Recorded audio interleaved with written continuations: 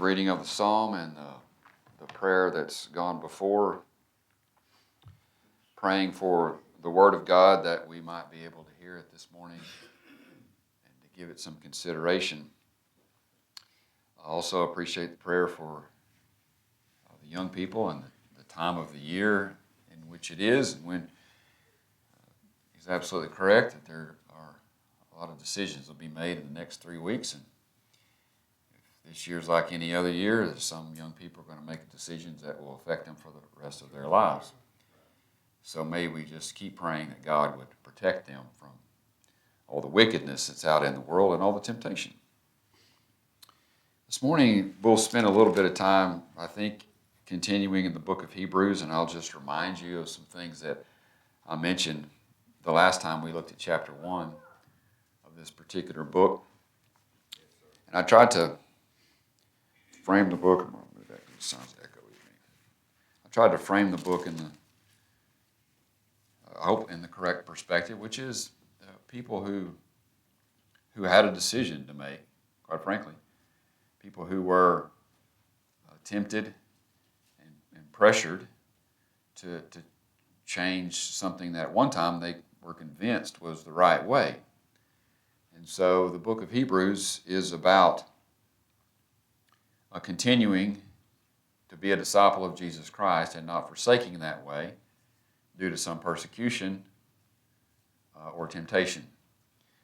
And we looked at last time the specific temptation, the specific concern that the apostle here is addressing is the worshiping of angels.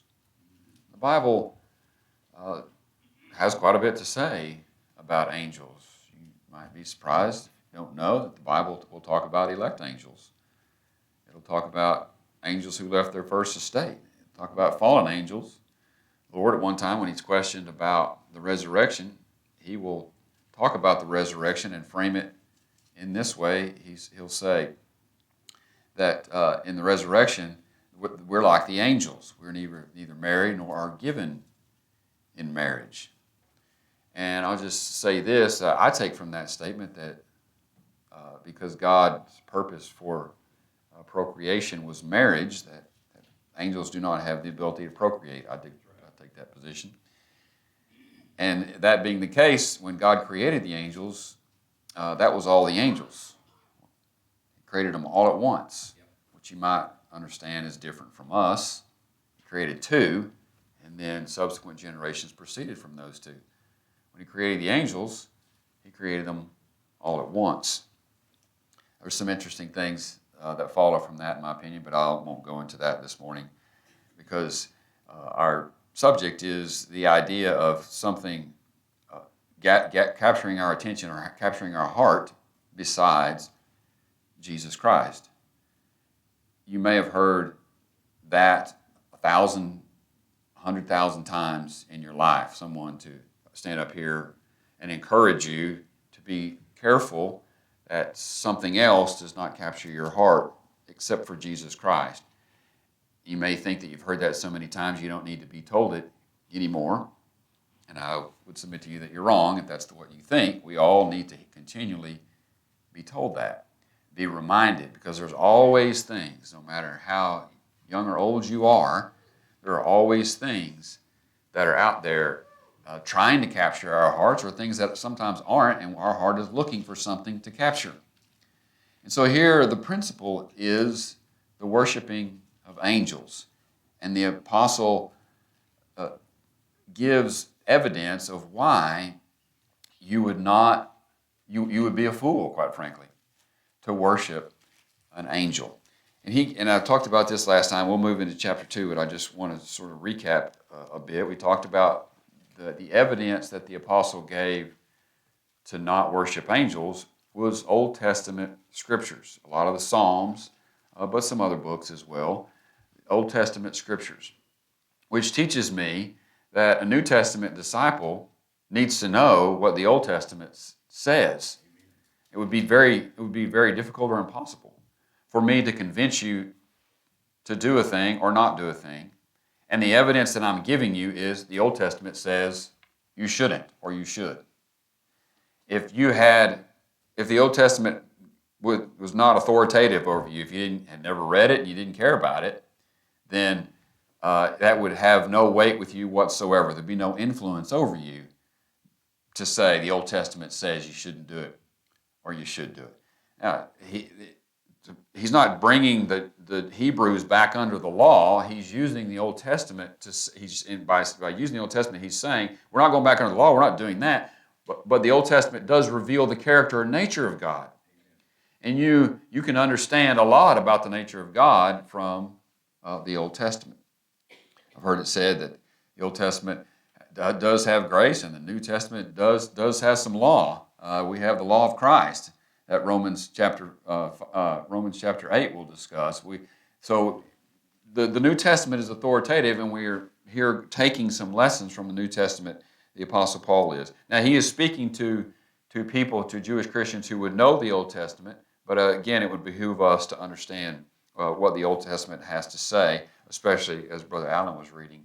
The Psalms do point to New Testament truths. But the apostle goes through all of this in chapter 1 to try to show to the readers that angels are not superior to Jesus Christ. And these are spiritual beings. But you could go into the other barditch and conclude that the angels aren't real or don't exist. You find that a lot in our day and age. If you can't see it or measure it, it doesn't exist. Well, that's not true. There is an unseen world. There is an unseen kingdom. There's an unseen king. We worship this morning a king that we cannot currently physically see. And so we, as Christians, embrace the truth that we don't walk by sight, we walk by faith, that there are certain things we can't see that do, in fact, really exist. Angels are one of those things. If you go all the way to the end, if you go to chapter 13 of this book, you'll find some admonition there about being not forgetful to entertain strangers, because some thereby have entertained angels. That's right, angels unawares. Thank you for that, Brother Allen. That's correct. So there is an admonition later on in this book about the truth of angels and their importance. But here was the conclusion that in chapter 2 that the apostle makes from all that he has said in chapter 1 about the superiority of Jesus Christ over the angels or any other spiritual being. He says this, he said, therefore we ought to give the more earnest heed. We ought to heed these things. The things which we have heard, lest at any time we should let them slip. And I spoke about this last time, I think about this as the idea of a ship sort of drifting off into the distance. But the center column gives an additional metaphor, which says, run out as leaking vessels. Run out as leaking vessels. And maybe that is an easier way for you to think about how we, over time, little by little, can drift away from Jesus Christ. Little by little. Run out as a leaking vessel. Right now, my car leaks power steering fluid. And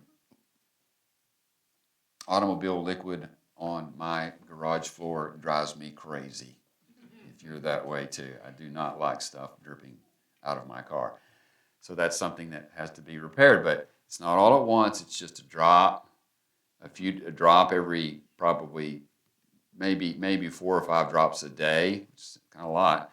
And so I have to continually, until I get that repaired, make sure it's topped off. But little by little, the reservoir that holds that liquid gets empty over the course of time. So you might think, good grief, chapter 1, how could a person who was at one time a Christian, how could they ever be a person who worships angels? It seems ridiculous and impossible. The answer is slowly over time. Slowly over time. And so you look out at the world and you say, how in the world did we get here? Slowly over time. You may, if you were alive at this point, I guess it was in the 70s or 60s, I can't remember if I mentioned this to you, but it doesn't matter, it's perfectly true. when Elvis was up and doing his gyrating, and apparently back then, for a while, they wouldn't show his lower half on television because it was too suggestive. This is what I'm told. I wasn't alive back then, but they wouldn't do that. Television wouldn't show that. And so you had, on the one side, people who agreed with that and didn't want that done. And then you had on the other side, people like, are you kidding me? This seems a little ridiculous, don't you think? Not to show this man doing his shaking and grooving. And, it's not about Elvis. This is just about a principle. And those people who were opposed to it were categorized as sort of nuts. Like, this is, what, are you crazy? What difference does that make? But yet, look where we are now. And I think about every now and again that thing about Elvis and being on TV when I see something completely revolting on television.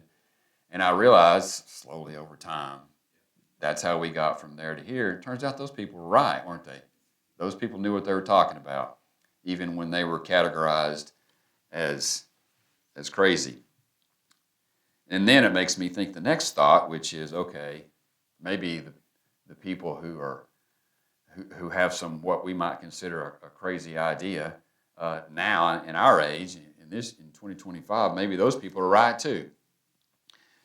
So little bit over time, that's how these folks started out as Christians, Jews who converted to Christ, and now are in the throes of angel worship.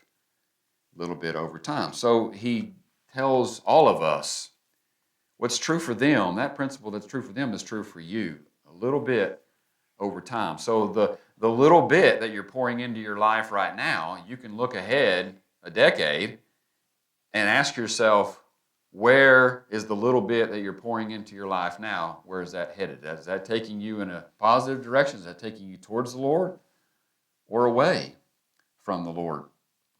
And as a parent, that's one of your jobs, is to examine the life of your children and to try to guide them, because they can't think this far in advance, at least most of them can't, to know what they're embracing now. Kind of where that leads, or where it may lead.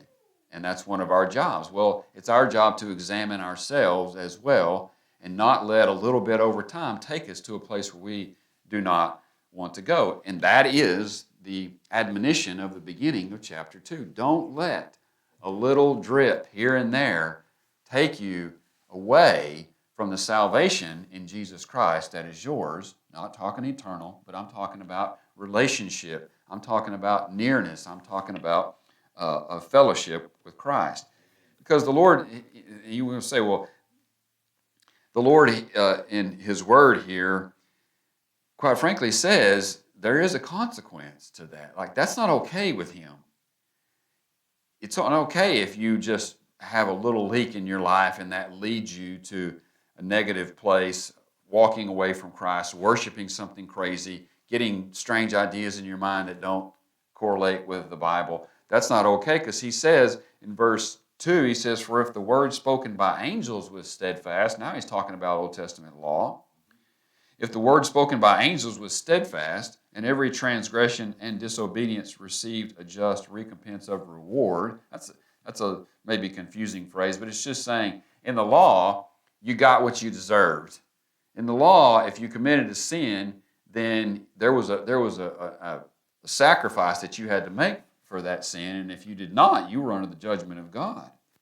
And so he's saying in the law that what was given by the dispensation of angels back then, if all of those things had a just recompense of reward, or a just result back then, if all those things had a just result, how do you think we're going to escape if we neglect so great a salvation? Do you think that there would not be consequences for the New Testament Christian who forsook Jesus Christ for some other thing? There most assuredly is.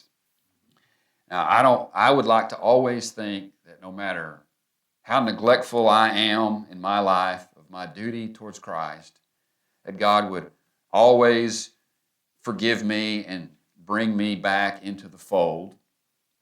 But I know better than that. I know He is merciful. His mercies are everlasting. I know that. But that does not mean He always allows us to disobey and then always allows us to recover from what we lost in our disobedience. I know better than that. If God ever was gracious to me in my obedience and allowed me to come back into the fold, which He most assuredly has, it's only because of His grace, not because He has some duty to do so, some obligation to me to do so.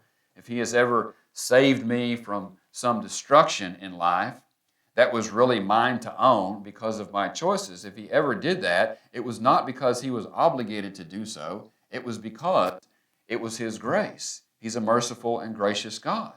He's not obligated to me, even though He has redeemed me, I trust, through Jesus Christ, even though I am His child by adoption, if I understand correctly what the Bible teaches. Even though I am His child, He is under no obligation to save me from myself.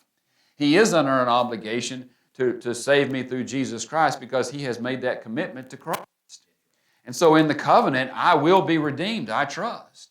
But in life, when I do something stupid, sometimes I deserve what stupid is I deserve the consequences of stupidity.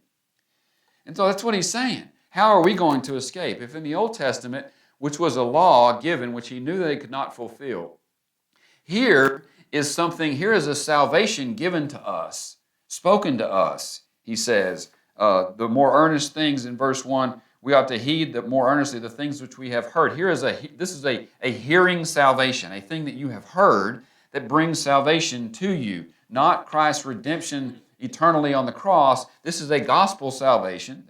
This is receiving the understanding of my relationship to Christ. That relationship is there whether I understand it or not. But my understanding of that relationship brings great blessings into my life. And so He's saying, here is this wonderful thing that God has given to us. And if the Old Testament law had consequences, how are we going to escape if I neglect the gospel of His own Son? Now, you won't, is the answer to that rhetorical question. In verse 4, he says, God also bearing them witness, that's the ones who spoke these truths to the Hebrews, both with signs and wonders and diverse miracles and gifts of the Holy Ghost according to His own will. And then he's going to talk about another point of the angels being inferior. And this time he's going to make an interesting thing. He's going to say angels are actually ministers or servants of the heirs of salvation. That's verse 14 of chapter 1 there, where he brings up this point about God created the angels to minister to the heirs of salvation. Some people speculate that's why Satan revolted, was because when he found that out, he refused to minister to man. Why would I minister to man? But that's an interesting thought and may be true. But nonetheless, in verse 5 of chapter 2, he says, "For unto the angels hath He not put in subjection the world to come, whereof we speak." And he is there saying, what he's been talking about, at least in part, is the world to come, heaven, our future home, whereof we speak, the world to come. And he says the angels, that God has not put the angels in subjection, the world to come, that the world to come is not going to be in subjection to the angels per se. It'll actually be in subjection to us, the heirs of salvation. So the angels, in some ways, are even inferior to us in some ways, because they are not the recipients of the salvation through Jesus Christ. I tried to say in the beginning, angels, God created them all at once. Some fell, and when they fell, that was it. There's no redemption for an angel. Redemption is only for men. So let's continue with this. So unto the angels hath He not put in subjection the world to come, whereof we speak. Okay, that's a curious thing. But one in a certain place testified, saying, and he's going to quote a psalm, "What is man that thou art mindful of him? Or the Son of Man that thou visitest him?" Now this is a quotation, Psalm 8. "Thou madest him," man, "a little lower than the angels." Again, the center column, the translators will here give us some help, where the center column says, you could read it a little lower than the angels, or you could read it or a little while inferior to, a little while inferior to. That now in this life we are inferior, but that will not always be the case. Verse 7, "Thou madest him, man, a little lower than the angels. Thou crownest him with glory and honor, and didst set him over the works of thy hands." Now we're talking about creation. And God, when he created the world, he put man in it, and man has dominion. Man has the responsibility for God to subject the world. That this world was made for us to rule and reign over. That is what the book of Genesis unequivocally says. Now, that is not to say we're to destroy it or abuse it. Nobody's saying that. But at the same time, it's also not saying that some animal has more importance than a human does. That's not to say that either. God created the world, and he put man in it, and man is rules and reigns over this world. That's what Psalm 8 says. That's what Hebrews chapter 2, verse 7 says. "Thou madest him a little lower than the angels. Thou crownest him with honor and glory, and didst set him over the works of thy hands. Thou hast put all things in subjection under his feet." Again, that's a quotation from Psalm 8. And then the apostle draws this conclusion. He says, "For in that he put all in subjection under him, he left nothing that is not put under him. But now we see not yet all things put under him." You know, there's something in life that you cannot control. We might be able to figure out at some point how to control the weather, maybe. You never know. I mean, that seems impossible, but a lot of things are going on now. We have knowledge of the physical world that seemed impossible 50 years ago. So you never know. But God put the world in subjection to us, or he gave us a responsibility to have dominion over the world. But there's something you will never control. You will not have ever the ability to control, and that is to stop your death. You say, well, some people are going to be alive when Jesus Christ returns. Yeah, he's going to stop their death, but you're not going to stop that death. Only he's going to do that.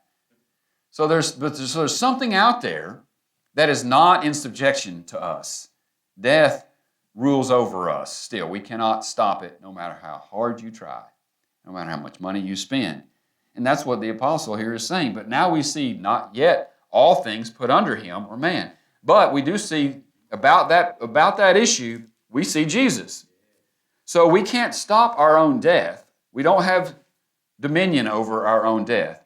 But we see Jesus. Okay, what does Jesus have to do with having dominion over death? He says, Jesus, who was made a little lower than the angels. That's a phrase to refer to a human.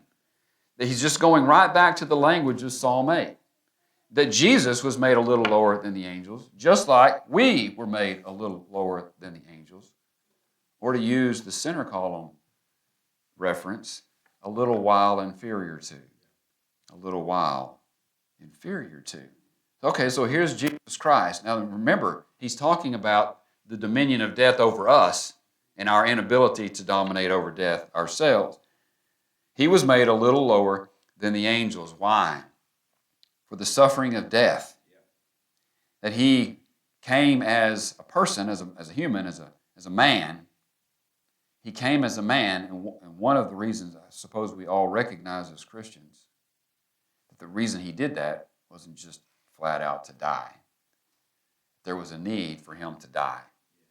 So he came and was made a little lower than the angels for the suffering of death. And this man, Jesus, is crowned with honor and glory. You might think those two phrases don't go together, suffering of death, crowned with honor and glory. unless you recognize that the crucifixion was a great victory, was the absolute victory. So here he suffers death, but he's also crowned with glory and honor. That he, Jesus Christ, by the grace of God, should taste death for every man.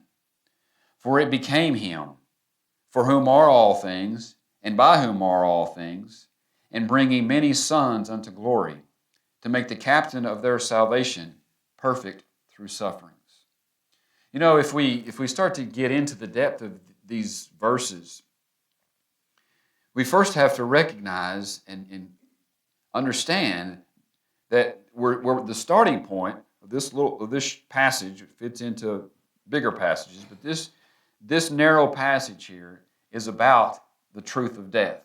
And I've mentioned that already, and probably we have all agreed that you do not have dominion over death. But that should cause us to really grapple with that understanding, that here is death, and death is in the world, and we see people who die, and we've had a couple of memorial services here in March for people who have gone on, March and the end of February, who people have gone on, and in those memorial services, you and I have an understanding about where those people are that not everybody has ever had. We don't approach those situations in life the way someone who approaches it who has no understanding of what death is, what it means, and where these people have gone. In fact, I'm reading a book right now, and in the book there's a scene, it's a true story, there's a scene of these two people talking, and they're both pondering what happens after you die. What happens after you die? Well, that's not uncommon. There's untold millions of people on the face of the earth who ponder what happens after you die. I feel like there's very little confusion in my mind in answer to that question. I may not be clear on the scenery of where I go when I die, but I am convicted by the Word of God that when I die, I have a very good idea of where I'm going to go. And so these verses sort of talk about the truth of death, and also at this point are hinting at the glorious salvation of knowing where you go when you die, knowing what happens when you die, knowing that death, I can't stop it, but it's that the truth that I can't stop it and it's going to happen does not cause me great fear or anxiety. I have heard that men say, I may be a little anxious about how I die. I may be a little bit anxious about that. Is it going to hurt? Is it going to take a while? Is it going to be quick? None of us know that. But I may be a little anxious about how I die. But the fact of my death and where I go afterwards, I am not anxious about that at all.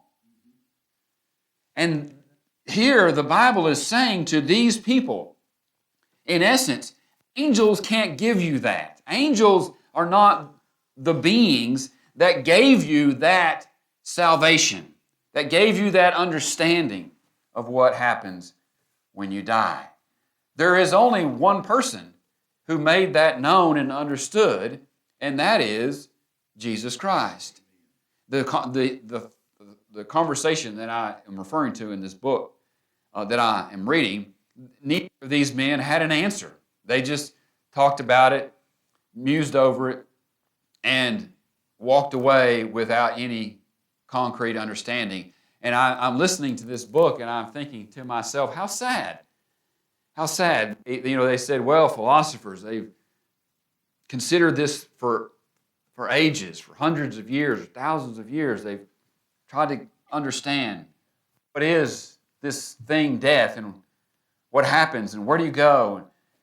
And one talked about philosophers, as I've said, and the others talked about theologians, and they've also just tried to understand what is this thing, death, that is out there in front of all of us, and we can't stop it.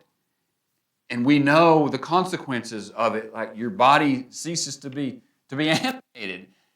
So here this thing is. And so even pagans are thinking about the power of death over them and wondering what is the result of that experience. And one guy says philosophers, and one guy says theologians, and they say, well, basically they say, well, nobody really knows. And I guess we'll see when it happens to me. And I thought, how sad. Because I think I know. I'm, in fact, convicted to the very depth of my being that I know.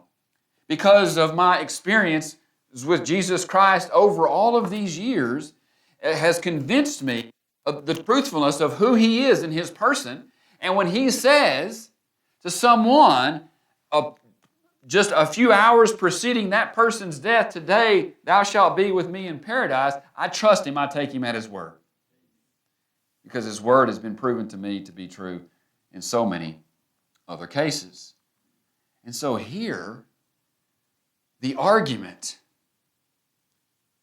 of trying to convince people, don't forsake Jesus Christ in your day-to-day life, because there was no angel that came and suffered death for you.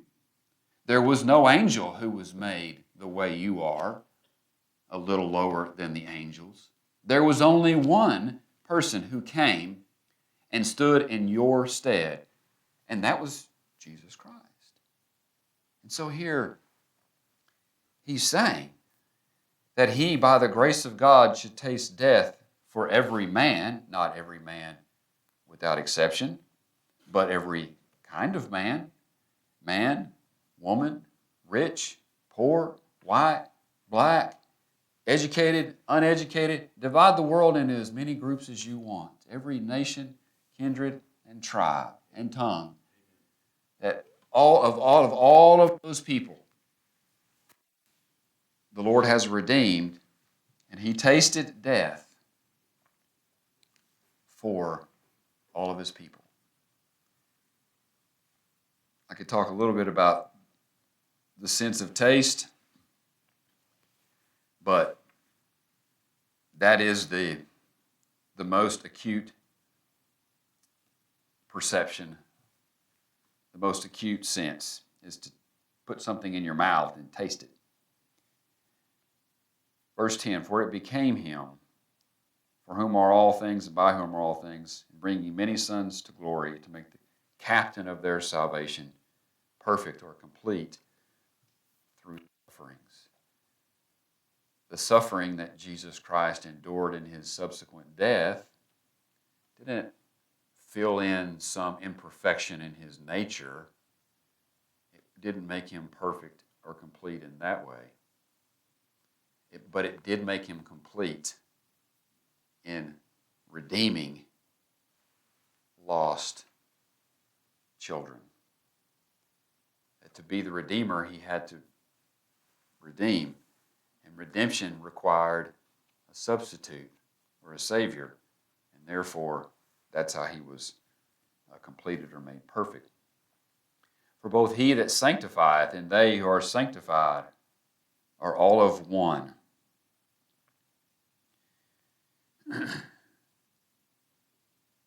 In the last few verses, he points out the love and grandeur of Jesus Christ and how He singularly was the one who saved you. And then He's going to, of this glorious person, tie us together with Him. He's going to say, here, this Jesus who did this thing, who removed the veil of death, who removed the fear of death, this Jesus is your brother. He, of His own accord, calls you His brother. Don't have a brother? Always wondered what it would be like to have a brother. Well, in a real sense, I do, in fact, have a brother. Because this is what verse 11 says, for both he that sanctifieth, that's Christ, he sets us apart, and they who are sanctified, that's us, are all of one. We're all one. For which cause he is not ashamed to call them brethren. The Son of God is not ashamed to call us his brethren, to call me his brother. I would be ashamed to call me his brother, but he is not ashamed to call me his brother because he has sanctified me. He set me apart. He set me apart from what I am.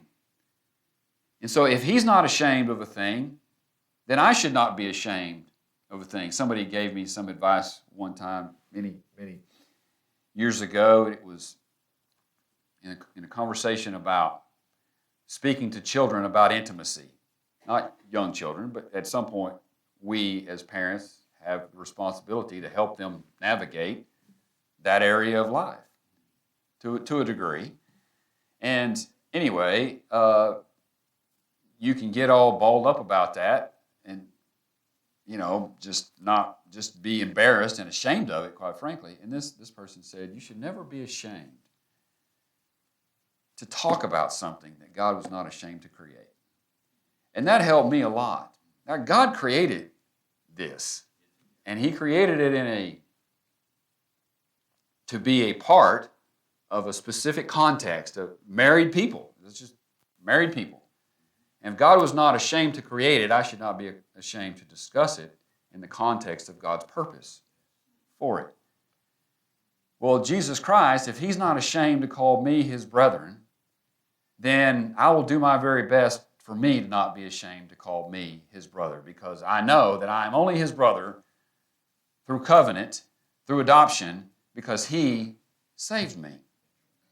You see, all of this is talking about your relationship to this one who came and suffered death. He wasn't looking for something to do. He had plenty to do. And he wasn't looking he was bored, and so he thought, well, I'll just go down there and I'll die on a cross. No, he did it for a purpose, with the understanding of when creation happened, that this would be necessary if anybody was going to be redeemed. And so he decided, I will go and I will do this. I will be made a little lower than the angels. The one who spoke the angels into existence was made to be a little lower than the angels, that he condescended to that estate. That one who did that calls you brethren.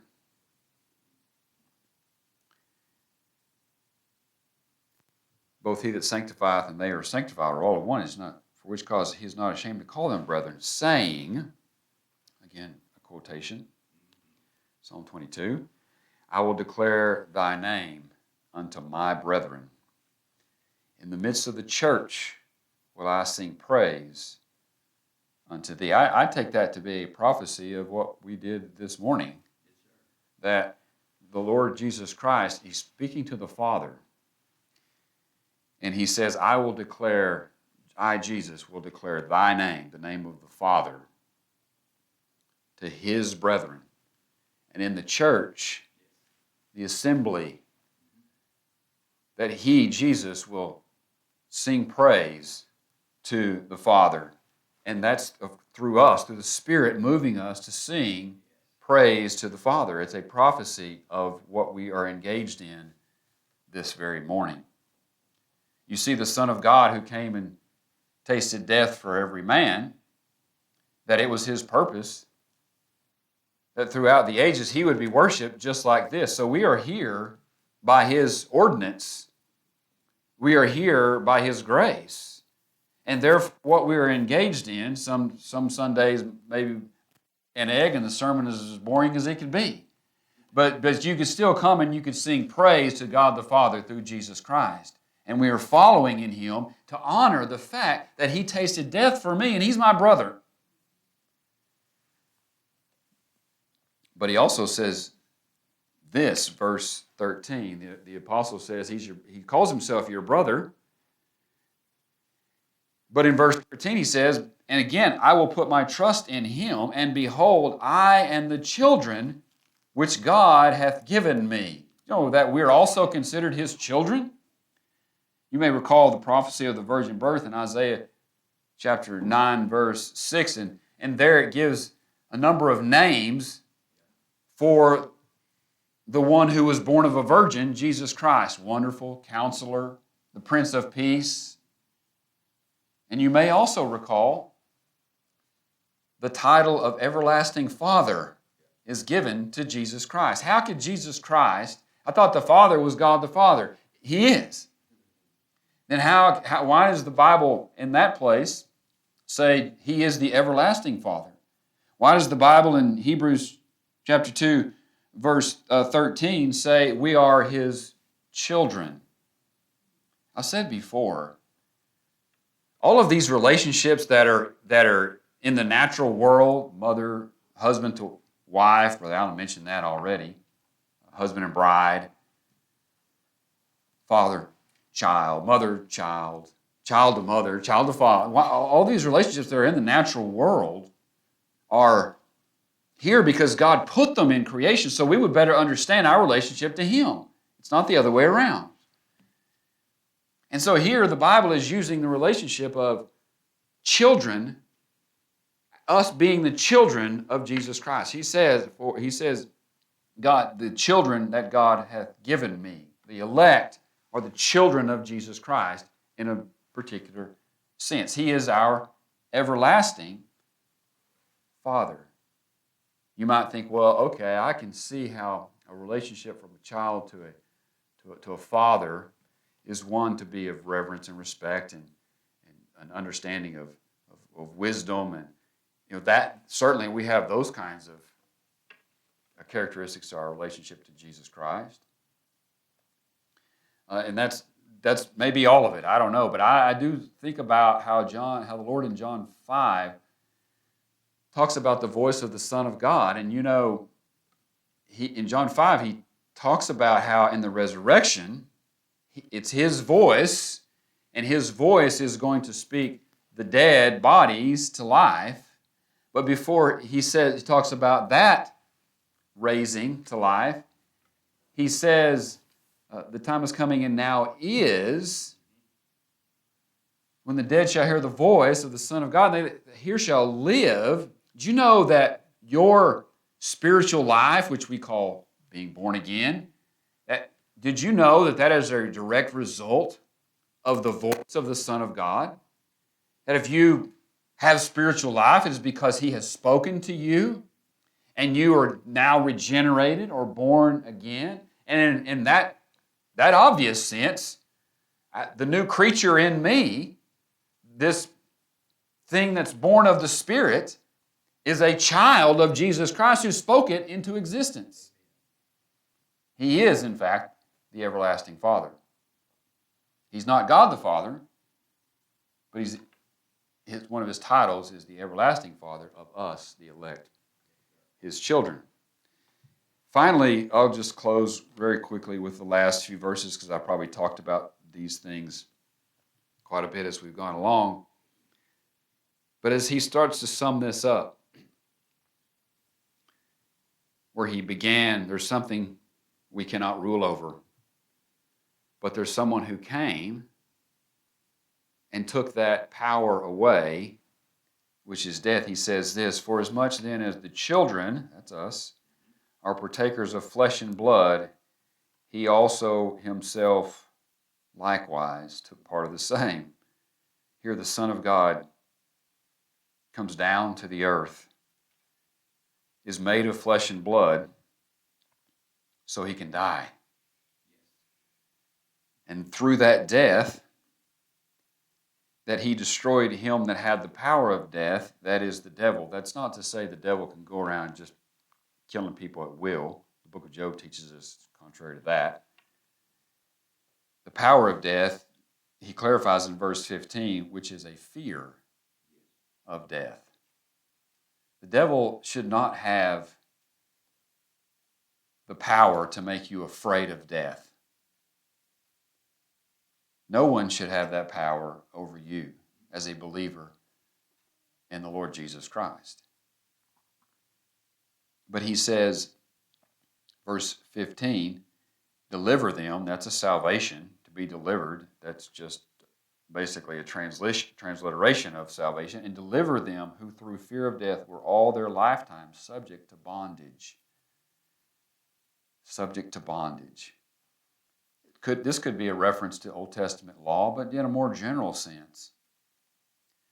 That here, all of their lifetime, people do go all of their lifetime afraid of this thing called death. They understand it to be, in their mind, an absolute thing, because most people on the face of that have ever lived on the face of the earth have never seen someone come back from death. Some people have, but most people haven't. And so they recognize when death happens, it's final. They don't know anybody who has not died, and so they know it's coming for them. And just like the two people in the story that I told, the book that I'm reading, they're confused about it. They think about it. They're concerned about it. They wonder about it. And probably when it's real quiet and they're deep down into the innermost thoughts of their soul, they are afraid of it. And here in Hebrews chapter 2, the apostle is saying, that has been removed from you. He has taken that all away. This one thing that you can't conquer, no matter how much money you spend or how hard you try, the thing that still exists that you can do nothing about, that what happens through that process has been removed. The mystery, it's taken away. So why worship an angel? Why worship the new author on the New York bestsellers list? Why worship? Why let your heart leak fluid slowly over time to the point that you find yourself far, far away? Because none of those people or none of those things, not any other person, not any other spiritual being like angels, no one has done these things for you. Only Him. And therefore, let me read the last few verses. For verily He took not on Him the nature of angels, but He took on Him the seed of Abraham. He didn't become an angel, He became a person, a man. Wherefore in all things it behooved Him to be made like unto His brethren, that's us, that He might be a merciful and faithful high priest in things pertaining to God, to make reconciliation for the sins of His people, for in that He Himself hath suffered being tempted, He is able to succor them that are tempted.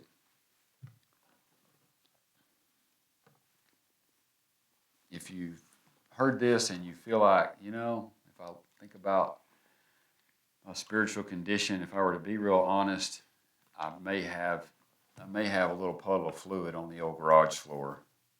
I may be just slowly over time getting a little lax, or a little bit of neglect, or a little bit of slipping. And I'm preaching this at me, not at you. The Bible is our teacher, not me standing up here making some judgments on your life. My life is under the one that I'm scrutinizing. Just let this be a reminder of the reasons why we love the Lord,